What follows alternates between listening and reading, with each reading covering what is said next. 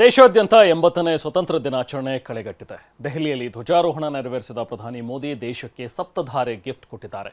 ಭಾಷಣದಲ್ಲಿ ಯುವ ಪೀಳಿಗೆಗೆ ಸಂದೇಶ ಕೊಟ್ಟ ಪ್ರಧಾನಿ ನಮೋ ವಿರೋಧಿಗಳು ಹಾಗೂ ನಕ್ಸಲರ ವಿರುದ್ಧ ಗುಡುಗಿದ್ದಾರೆ.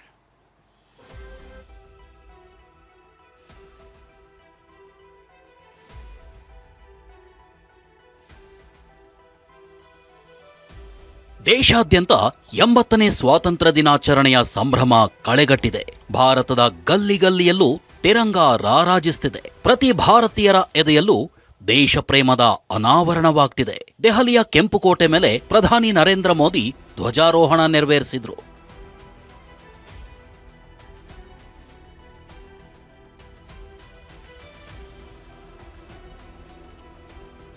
ವಿಕಸಿತ ಭಾರತಕ್ಕಾಗಿ ಸಪ್ತಧಾರೆ ಮಿಷನ್ ಘೋಷಿಸಿದ ಮೋದಿ.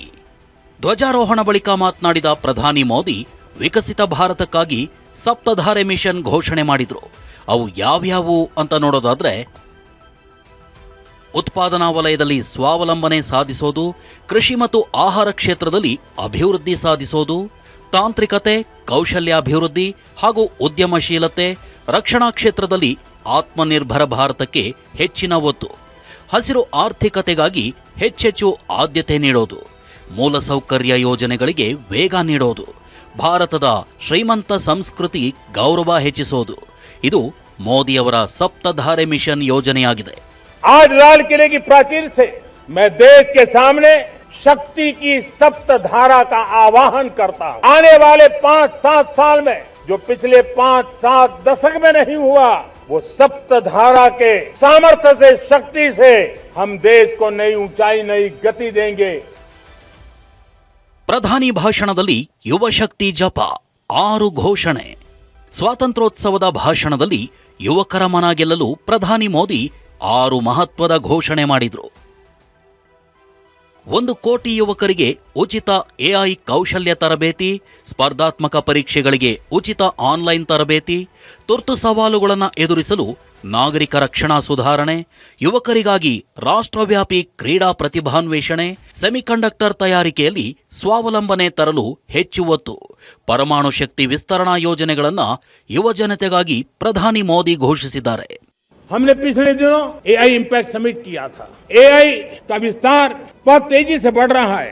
लाल किले से देश के नौजवानों के लिए घोषणा करना चाहते. हमने तय किया है कि आने वाले 1 वर्ष में 1 करोड़ युवाओं को एआई स्किल के लिए ट्रेनिंग देने का हम काम करेंगे, ताकि हमारा देश का नौजवान एआई की दुनिया में भी नेतृत्व करने का सामर्थ्य.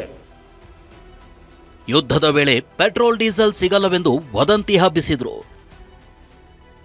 ಭಾರತದ ಜನರ ಹೆದರಿಸಿ ಆನಂದ ಪಡ್ತಿದ್ರು ಎಂದು ಮೋದಿ ಗುಡುಗು. वेस्ट एशिया का क्राइसिस आया, पेट्रोल पंप पे पेट्रोल नहीं मिलेगा, गैस नहीं मिलेगा, डीजल नहीं मिलेगा, फर्टिलाइजर नहीं मिलेगा. सारी दुनिया भर की अफवाहें फैलाकर भारत के लोगों को भयभीत करने का, डराने का, चिंता के अंदर डुबो देने का कुछ लोगों को आनंद आ रहा, लेकिन देश ने देख लिया. ಬುದ್ಧಿಜೀವಿ ನಕ್ಸಲರು ಅವಕಾಶಕ್ಕಾಗಿ ಕಾಯ್ತಿದ್ದಾರೆ ಎಂದ ಮೋದಿ.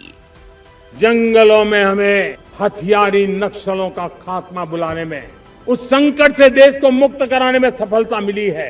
लेकिन हथियारी नक्सल तो गए, लेकिन दिमागी नक्सल, ये दिमागी नक्सल मौके की तलाश में है. हिंसा, अराजकता के वो रास्ते खोज रहे हैं. समाज को गलत राह पर घसीटने के लिए भांति भांति के दांव कर रहे हैं. इन दिमागी नक्सलियों को पहचानना होगा, इन दिमागी नक्सलियों को आइसोलेट करना होगा और राष्ट्र को विकसित राष्ट्र बनाने की मुख्य धारा की ओर देश की युवा पीढ़ी को जोड़ना होगा. ನಾವು ಸಂಸತ್ನಲ್ಲಿ ಮಹಿಳಾ ಮೀಸಲಾತಿ ತಿದ್ದುಪಡಿ ಮಸೂದೆ ಮಂಡಿಸಿದ್ವಿ. ಆದರೆ ರಾಜಕೀಯ ಕಾರಣದಿಂದ ಕಳೆದ 40 ವರ್ಷಗಳಿಂದ ಈ ಕನಸು ಕನಸಾಗೇ ಉಳಿದಿದೆ ಅಂದ್ರು. हमने पार्लियामेंट में नारी शक्ति बंधन अधिनियम पारित किया था, लेकिन किसी न किसी कारण से राजनीति के अखाड़े में पिछले 40 साल से ये सपना हमेशा राजनीतिक अखाड़े का शिकार हो गया. ಡ್ರಗ್ಸ್ ಪಿಡುಗು ದೇಶ ಹಾಗೂ ದೇಶದ ಯುವ ಜನತೆಯ ಪಾಲಿಗೆ ಅತಿ ದೊಡ್ಡ ಸಂಕಷ್ಟವಾಗಿದೆ ಅಂತ ಪ್ರಧಾನಿ ಮೋದಿ ಖೇದ ವ್ಯಕ್ತಪಡಿಸಿದ್ರು. मेरे प्यारे युवा, देश के सामने, देश के नौजवानों के सामने नशा एक बहुत बड़ा संकट बनता जा रहा है. नशा मुक्त भारत ये हम सबका सामूहिक दायित्व होना चाहिए.